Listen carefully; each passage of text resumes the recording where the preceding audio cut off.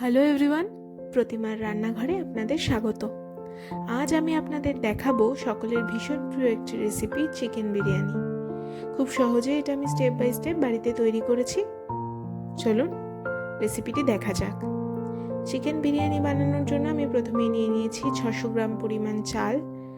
চালটাকে আমি ভালো করে 2 থেকে 3 বার জলে ধুয়ে নেব।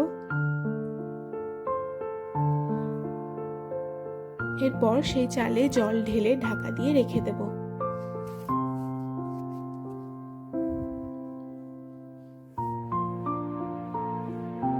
এরপর একটা কড়াইতে আমি কয়েকটা গোটা মশলা ভেজে মিক্সিতে গুঁড়ো করে রেখে দেব।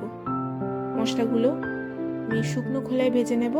কি কি মশলা আমি ব্যবহার করেছি স্ক্রিনে মেনশন করে দিয়েছি, আপনারা দেখে নেবেন।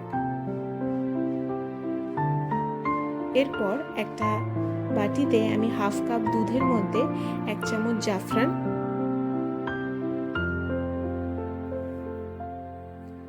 2 চামচ কেওড়া জল, 2 চামচ গোলাপ জল,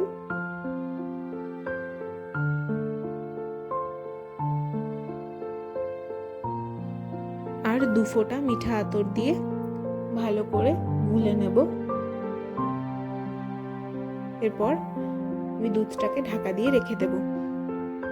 এরপর কড়াইতে আমি 3 চামচ তেল দিয়ে দেব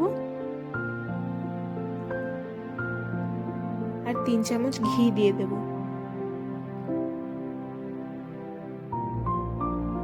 তার মধ্যে দিয়ে দেব 3টে মিডিয়াম সাইজের স্লাইস করে রাখা কাটা পেঁয়াজ। পেঁয়াজটাকে আমরা লাল লাল করে ভেজে নেব।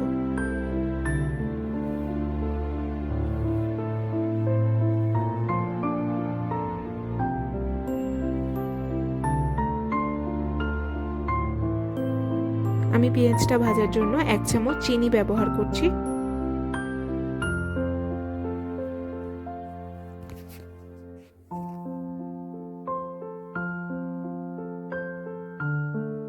এরপর পেঁয়াজটা ভাজা হয়ে গেলে তার মধ্যে আমি 2 গ্লাস পরিমাণ জল ঢেলে দেব আর তার মধ্যে দিয়ে দেব 2টো বড় সাইজের কেটে রাখা আলু। আমি 2 ভাগ করে কেটে নিয়েছি। আলুটা সেদ্ধ হয়ে যাওয়ার জন্য দিয়ে দেব। তার মধ্যে দিয়ে দেব 1 চামচ কাশ্মীরি লঙ্কার গুঁড়ো, 1 চামচ হলুদ গুঁড়ো, 1 চামচ নুন। সবকটা উপকরণকে ভালো করে মিশিয়ে নিয়ে আলুটা সেদ্ধ হওয়ার জন্য ঢাকা দিয়ে রেখে দেব।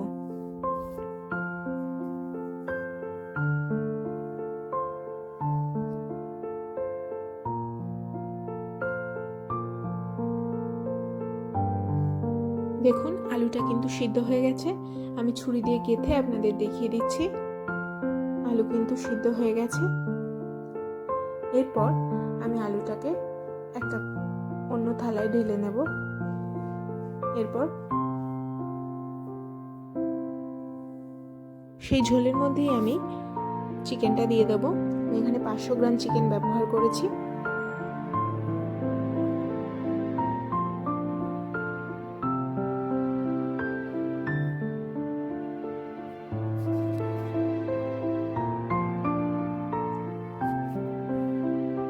তার মধ্যে দিয়ে দেব আদা রসুন বাটার ছেঁকে নেওয়া জল। এরপর চিকেনটাকে সিদ্ধ হওয়ার জন্য আমি ঢাকা দিয়ে রেখে দেব। দেখুন চিকেনটা কিন্তু সিদ্ধ হয়ে গেছে। এরপর আমি তার মধ্যে দিয়ে দেব গুঁড়ো করে রাখা ভাজা মশলা 1 চামচ আর দিয়ে দেব 100 গ্রাম টক দই। এরপর চিকেনটাকে ভালো করে মিশিয়ে নিয়ে চিকেনটা তৈরি। এবার আমি ভাতটা তৈরি হতে দিয়ে দেব। বিরিয়ানির ভাতটা তৈরি করে নেব। এর জন্য আমি একটা ডেচকিতে জল গরম করতে দিয়ে দিয়েছি। সেই জলের মধ্যে আমি দিয়ে দিলাম কয়েকটা তেজপাতা, এলাচ, দারচিনি আর 1 চামচ নুন, 1 চামচ সাদা তেল। তার মধ্যে আমি সেই ধুয়ে রাখা চালটা দিয়ে দেব। চালটাকে আমি 65 to 70% সিদ্ধ হওয়ার জন্য ঢাকা দিয়ে রেখে দেব। দেখুন চালটা কিন্তু প্রায় সিদ্ধ হয়ে এসেছে, পুরোটা হয়নি, আমরা দমে বসালে পুরো চালটা সিদ্ধ করে হয়ে যাবে। আবার সেই ডেকচিতে আমি বাকি মাংসটা দিয়ে দিলাম, সাথে আলুগুলোও দিয়ে দিলাম। তার মধ্যে আমি সেই ভাতটা দিয়ে দিলাম অর্ধেকটা।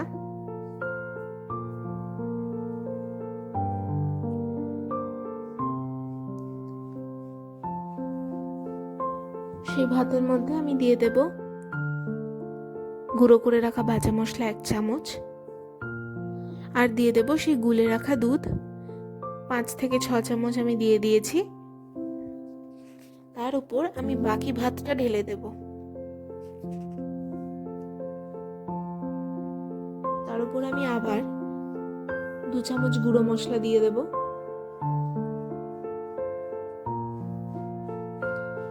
আর দিয়ে দেব বাকি দুধটা। তার মধ্যে দিয়ে দেব 4 থেকে 5 চামচ ঘি। ব্যাস, দমে বসিয়ে দিলেই বিরিয়ানি কিন্তু তৈরি। আমি 20 মিনিটের জন্য বিরিয়ানিটা দমে বসাতে দিয়ে দেব।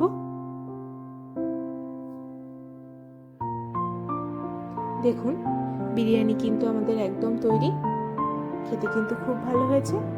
আপনারা অবশ্যই বাড়িতে একবার এটা ট্রাই করে দেখবেন এবং কেমন লাগলো অবশ্যই আমাকে কমেন্টে জানাবেন। ভালো লেগে থাকলে আমার চ্যানেলটি সাবস্ক্রাইব করে দিয়ে পাশে থাকবেন। দেখা হচ্ছে অন্য কোনো একটি ভিডিওতে।